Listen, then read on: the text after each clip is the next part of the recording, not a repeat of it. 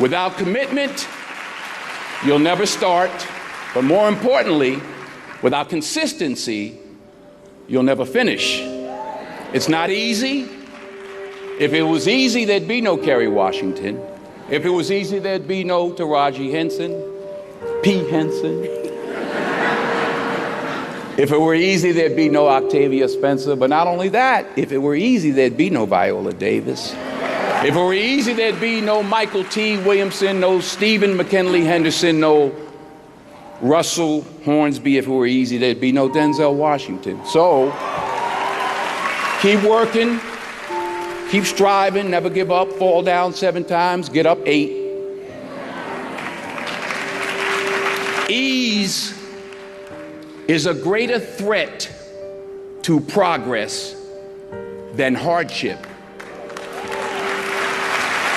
Ease is a greater threat to progress than hardship. So, keep moving, keep growing, keep learning. See you at work. We tend to base our self-esteem on what other people think. And that's not really self-esteem. Self-esteem is supposed to be how we feel about ourselves. And I was just saying how dangerous it is to allow other people to determine how you're going to feel about you. And it's kind of like looking into a broken mirror. You're going to look in a broken mirror and then change your face to try to look good in this defiled, busted, broken mirror. And it just, other people's opinions is a really shitty way to determine how we feel about ourselves. You'll never see a U-Haul behind a hearse. I'll say it again. You'll never see a U-Haul behind a hearse. Now, I've been blessed to make hundreds of millions of dollars in my life. I can't take it with me, and neither can you. So it's not how much you have, it's what you do with what you have. And we all have different gifts. Some money, some love, some patience, some the ability to touch people, but we all have it.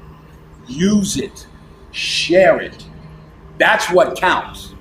Not what you're driving, not what you're flying in, not what kind of house you bought your mama. Dreams without goals are just dreams, and they ultimately fuel disappointment. Goals on the road to achievement cannot be achieved without discipline and consistency. I pray that you all put your shoes way under the bed that night so that you got to get on your knees in the morning. The one thing I'm the most happy about in terms of my career is the fact that I got there with the grace of God, first of all, but short of that, I got there just by working hard, not partying with the right people, not compromising myself in any way or cutting any kind of deals, just by working hard, just by plugging along, sawing wood, as I like to call it. I'm a 20-year overnight sensation.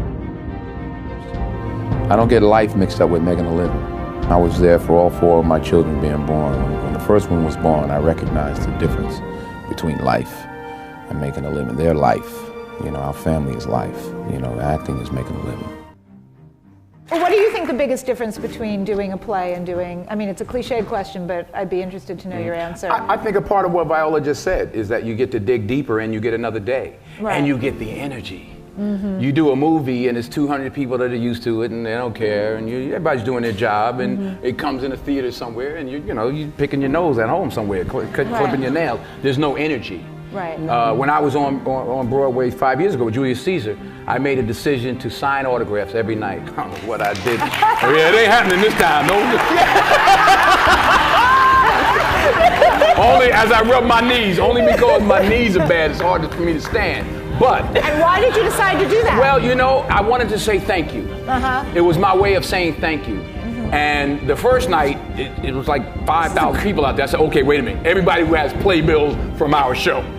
So, yeah, because it was like people were just wandering up the block. I was like, wait a minute. I forgot I'm on, 42nd Street, Times Square. I was like, wait a minute. But honestly, you were signing for weeks. The energy. And I was out there an hour and a half every night, every show. But the energy you got back, the stories, the 5 little old ladies who just drove in from Detroit. And I'm like, well, what y'all doing tonight? They said, we getting back in the car, baby. We got to go back tonight. Wow. And, you know, a little 84-year-old lady was like, baby, if I was 3 years younger. Oh, true story. True story. Then we had, and I say this also because I hope it happens with this play. We had some high schools come. We had one school from somewhere, I forgot where, and they were doing Julius Caesar. And some young kid was like, well, you know, my Brutus is a bit different. He's more the classic stoic. But it was great to engage and exchange with these young people. There was an energy. I got more from it than I gave to the people that I signed for. That's, you know, you don't get that. You know, the odd thing about success in film is the budgets get bigger, you make more money, but they become more formulaic. So you don't get the opportunity. So God willing, if I stay around long enough, this is what I'm going to be doing. You know, you're always affected by opinion, but the more opinions there are of you, of me, the less I look at them, because I just can't live my life based upon what other people think about me. So I can't concern myself too much with what other people think. You know, it's just not healthy. I don't think I could continue to do what I do if I was constantly worrying about what somebody thought about it. And anything you want good, you can have. So claim it. Work hard to get it. When you get it, reach back. Pull someone else up. Each one, teach one. Don't just aspire to make a living. Aspire to make a difference. You don't have to compromise yourself. You know, if there's something you don't feel good about, then don't do it. The most important choices I've made was to say no. And I've said no many a time to films that I just didn't, especially early on, I just didn't feel comfortable with. There was one script that was brought to me, I called it The They Couldn't Kill. Because they were like, he was accused of raping his wife in the 40s, and they tried to hang him, but he didn't die. And they tried to electrocute him. And they were like, it's a comedy. I'm like, it ain't funny to me. So I actually called Sidney Poitier, who I was fortunate at that time to instill, to be able to call. And I said, you know, this movie, I'm sick. And they offered me $600,000 to play The They Couldn't Kill. That's what I called it. I wasn't there. And he said to me, and I'll say this to you, he said, the first 2 or 3 or 4 films you make in this industry, Denzel, will determine how you proceed. He said, I'm not going to tell you what to do, but remember that the first 3 or 4 or 5 films you made will determine how you proceed. I turned it down. I turned the money down. I needed the money. I turned it down. 6 months later, I got Cry of Freedom. So stick to your guns. If you don't feel like you should do it, then don't do it.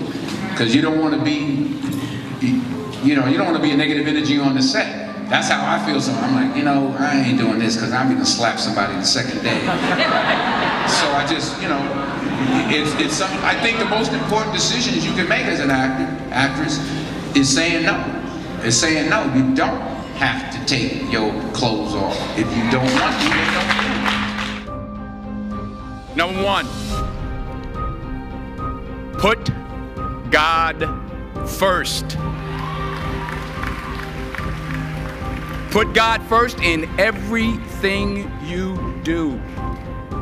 Everything that you think you see in me, everything that I've accomplished, everything that you think I have, and I have a few things, everything that I have is by the grace of God. Understand that. It's a gift. In everything you do, if you think you want to do what you think I've done, then do what I've done.